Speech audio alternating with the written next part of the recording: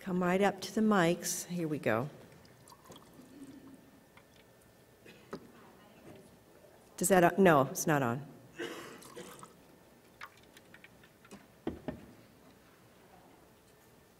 Yes? Okay. My name is Eve Essery-Studi, and I'm with USDA's Center for Nutrition Policy and Promotion, and I just wanted to make a comment. In case you are not aware, the revision process for the dietary guidelines is just getting started, and this will result in the Dietary Guidelines for Americans 2015. And in the spring, summer, this spring and summer, we will announce the committee. As the last two speakers have commented, we use an expert panel who reviews evidence. When that committee is announced, we will also open a public comments database, and that database is available at dietaryguidelines.gov, which the last speaker had on her slide. And we encourage you to make comments related to this or any other topic of interest, and those comments are given directly to the committee for their consideration. Thank you. Hi, excellent panel again. My name's Cedric Baker from a place you probably never heard of, Mercer University, and a place that you probably have, Walmart Health and Wellness. So I'd like to make a general comment, and then I have two specific questions that follow on that comment. Yesterday, as Christopher told us and as Eric reiterated today, the real primacy of synergy in our transdisciplinary innovation and our thinking as we look at collaborations, especially as we get to the translational interface of the nutritional issues for clinical practice. And as I noticed as I was reading your biographies, two questions, one for Jennifer, and that is, I noticed that you spent some time at the University of Gastronomy in Italy, which is a unique institution that kind of speaks to these things. My colleague there, an innovator in this little-known field of ethnopharmacy, Andrea Pierone, you probably know. And the second question is for Tim. As a farmer, how has that informed your work? Thank you. So what was the question? What was the question for Jennifer? The University of Gastronomy in Italy has a major innovative way that they're looking at these things. And your time there, could you speak on how we might do things like that here? Well, one of the things that I think is really interesting and very valuable about what they do and the experience that they provide in all of their programs is that they have what's called stage. And what that is are these tours that the students go on, and some of them they're either territorial stages or thematic stages. A thematic stage is focused on a particular food, and as you can imagine, in Italy, it's pasta, cheese, salami, honey, other products, but very typical Italian foods. And what they do is they go to a place and they learn all about that product. They explore the food system in those products and different kinds of food systems in different products. So they'll go to Barilla, they'll go to small artisanal manufacturers, they'll go to a small artisanal cheese maker, raw milk, all of those, and then they'll go to a larger mechanized, different scales of these productions. So they graduate with firsthand experience of the food system and very much related to the food that is enjoyed, shared, prepared in Italy. They also go to stages in other countries that then they can look at the food system, some aspect of it, in a variety of places. They even come to California on a stage. So that I think is one of the things that is really valuable about the education there, and something that could definitely be embedded in food and nutrition programs in the United States. Thanks for asking. You asked how's farming informed my work? Well, you can go and archive me in the British Library if you want, and the Wellcome Foundation. But I don't usually talk about myself, but since you ask, it's changed everything that I did.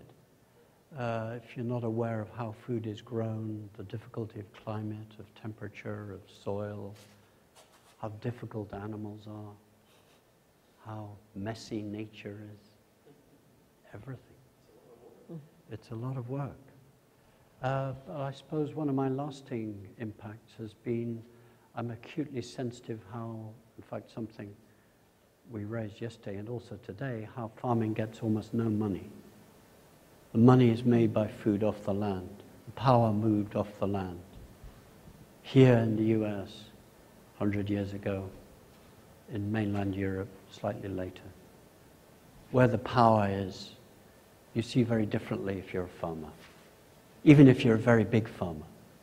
The price structures, look at it. Look at where the US, the food dollars series is fantastic.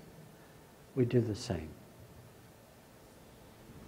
I think we talk, actually, in this conference, we've talked a lot about agriculture, health and environment. We've barely talked about off the land. If I can make a comment, hold the mirror back, I think that's a mistake. I think you've got to talk very specifically, and I was gently trying to do that in my talk. Look at the sectors. They're not all the same. There are different alliances and different tensions and different interests, and you can get, exactly as Kate was saying, very interesting alliances if you actually stop talking just about agriculture, even though agriculture is the foundation of civilization. No agriculture, no civilization. No agriculture, no towns. So it changed everything. Thank you. How about over here? Hi, my name is Adele Height. I'm from the University of North Carolina at Chapel Hill. I'm also a registered dietitian. I don't know if anybody else has noticed this but the dietary guidelines don't actually seem to be doing what they're supposed to do, which is to prevent chronic disease and to protect against obesity. And the rapid rise that we've seen in obesity and in diabetes began actually after the dietary guidelines were created in 1977, 1980, which isn't to, and we can argue probably about why they're not working. Either they're not working because people aren't following them, or they are not working because people are following them, but either way, they aren't working. And I think it might be worthwhile to look at that time before, that decade before they were created, when Americans were actually eating less food. Our caloric intake declined in that decade.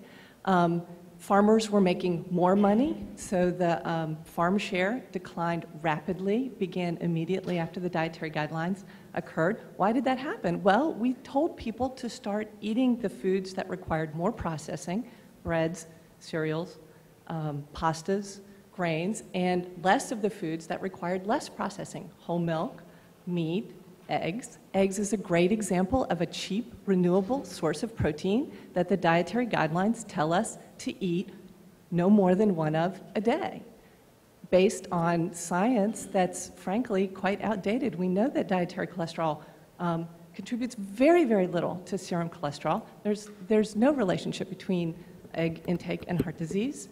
So there are some things that we're advising people in the dietary guidelines that get in the way of sustainability. And I would like to see somebody address that. Thanks. Do you have comments? I do. Yeah, I do too. Do you want to go Go ahead. first? Well, I agree that the dietary guidelines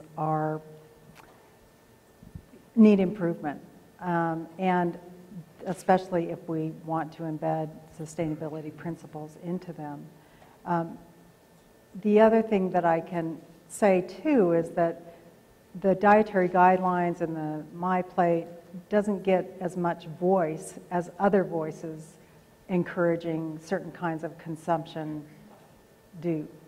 The billions of dollars that are spent on food marketing, often of foods that are of minimal nutritional value or discretionary calories, if you will, really far outweigh the amount of money and promotion that is given to wholesome food consumption.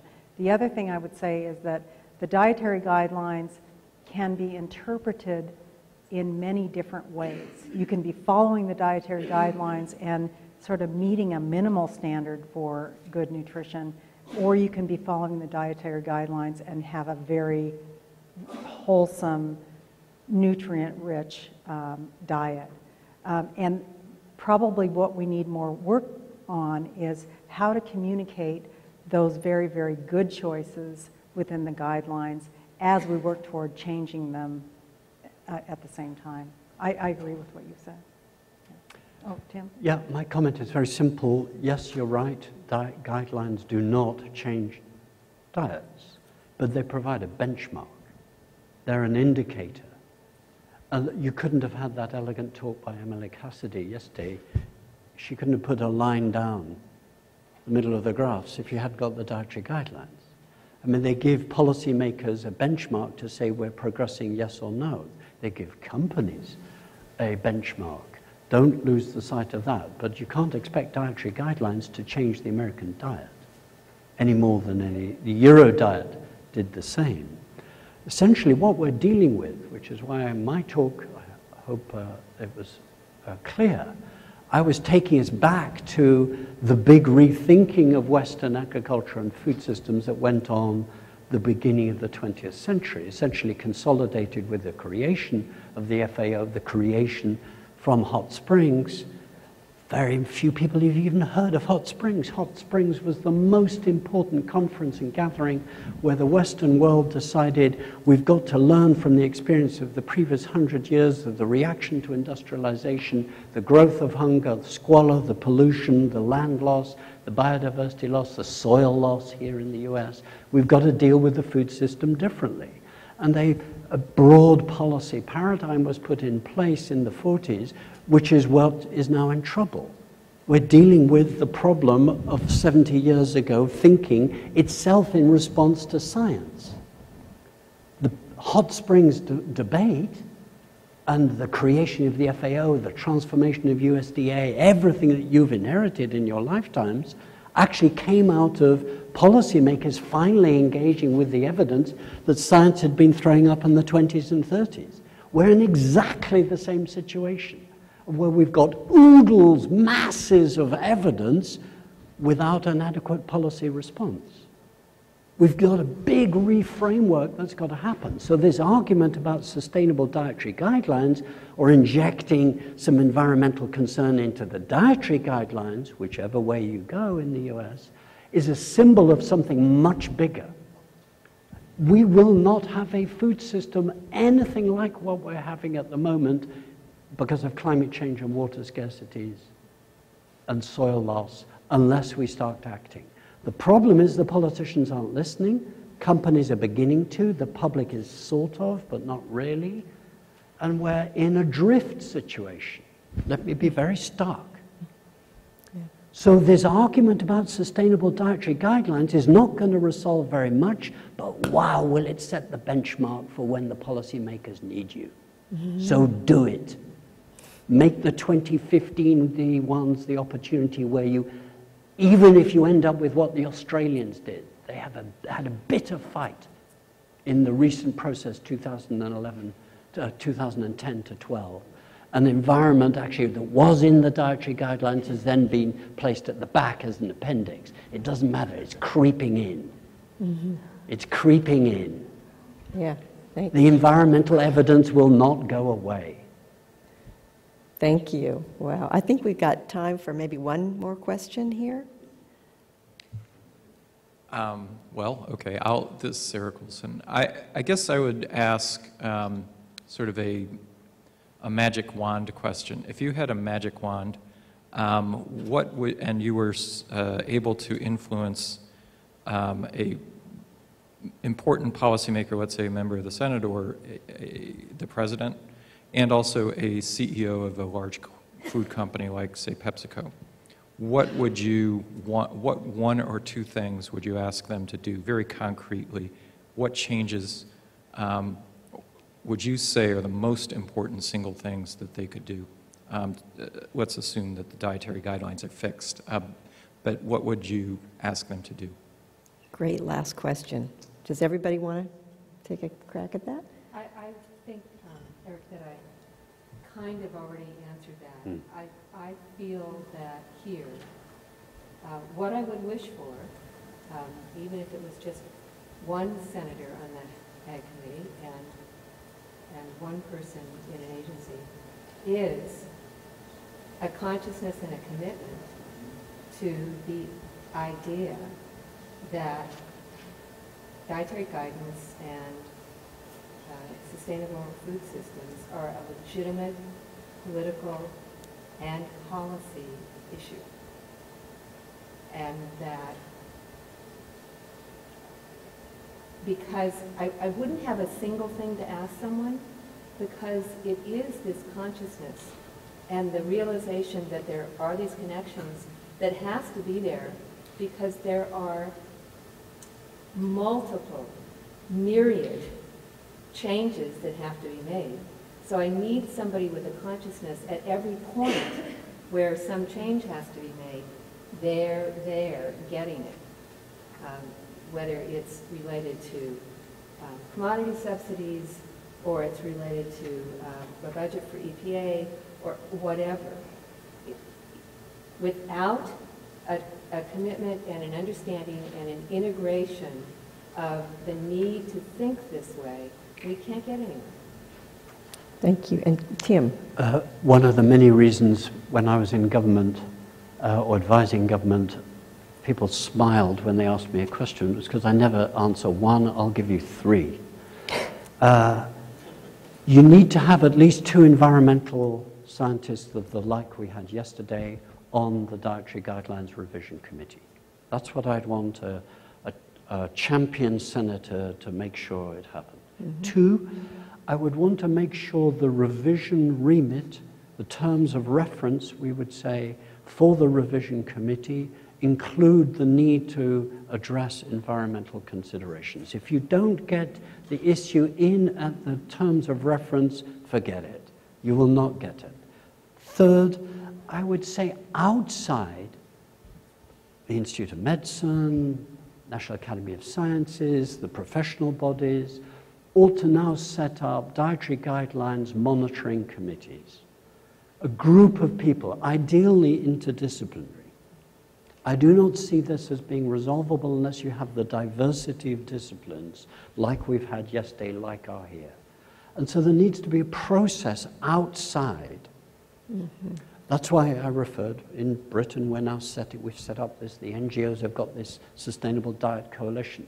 We're now working, I've just got a big foundation grant to try and create an interdisciplinary, cross-academic institution, alliance of professional scientists working to help an improvement towards sustainability of food systems in Britain.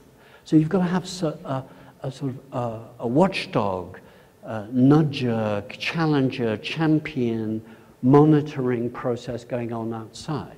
So 3 things. Someone on the committee, I think at least 2, presumably the committees say there are 12 nutritionists, there should be 2 of those should be environmental sciences. 2, the remit, the terms of condition, terms of reference must be tightly written so that they include the sustainability in the environmental sense. And I would say also that sustainability we haven't talked about, we've alluded, must have a social dimension. So there must be environment, even in Brundtland's terms, it must be the social, not just. Go back to my 6th point, that slide I put up, look at it very carefully. That was the summation of the 6 years inside British government of what we thought sustainability could be translated inside government. And the 3rd is outside. The Institute of Medicine could be a fantastic forum for doing that, but if not, interdisciplinary. In exactly the way we're now doing in Europe, these international or cross-border nutrition societies getting together to share their experience. This is the building up in the European way of an outside track to affect the inside track at the Commission. So those 3 things. Thank you. You could do that. One very short point, Jennifer? Yes. So you suggested maybe a change or what companies could do as one of... Yeah, sure. So I don't know if corporations or the food industry could do this, but I think there needs to be a system change, an environmental change in the area of economics and where the profits are in food. What I would love to see is that the margins in grocery stores are the highest for the really healthful foods and not for those type 3 processed foods that are great. That's great. I think we can thank all these panelists here for wonderful and inspiring talks and the wonderful questions too from the audience. So thank you so much for this session.